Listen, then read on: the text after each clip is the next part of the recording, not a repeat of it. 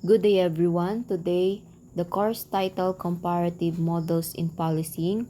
We will discuss Module number 11, lesson title Policing Models of Hong Kong Police and Indonesian Police. Lesson objectives distinguish the different policing models. Hong Kong Police Force, the largest discipline service under the Security Bureau of Hong Kong. It is the world's second and Asian first police agency to operate with a modern policing system. It was formed on May 1, 1844. In 1969, Queen Elizabeth II granted the Royal Charter to the Hong Kong Police Force for their handling of the Hong Kong 1967 riots. Renaming them the Royal Hong Kong Police Force. Following the transfer of sovereignty, the force is once again named the Hong Kong Police Force. Motto: We serve with pride and care. Structure: HKPF. The force is commanded by the Commissioner of Police, who is assisted by two Deputy Commissioners. The first one is Deputy Commissioner Operations, supervises all operational matters, including crime, and Deputy Commissioner Management is responsible for the direction and coordination of force management, including personnel, training, and management services. And the last is Police Constable, is the lowest rank. The Hong Kong Police Force is organized into 6 regions.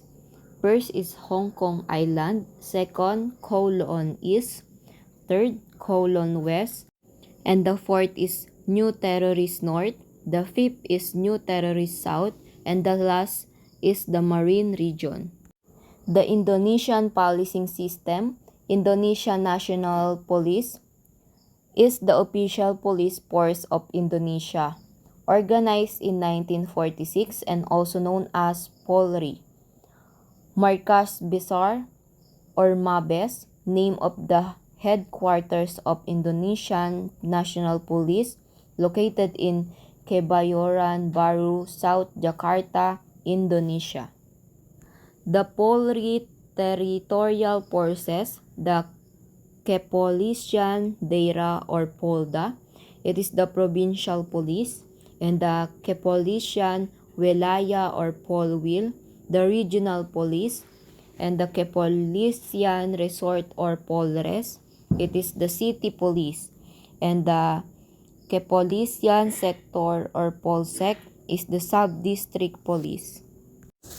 The special branches is the Brigade Mobile, is the most militarized, trained to deal with mass demonstrations, and also has a paramilitary role to conduct security, stabilization operations, and providing security for VIP and vital facilities.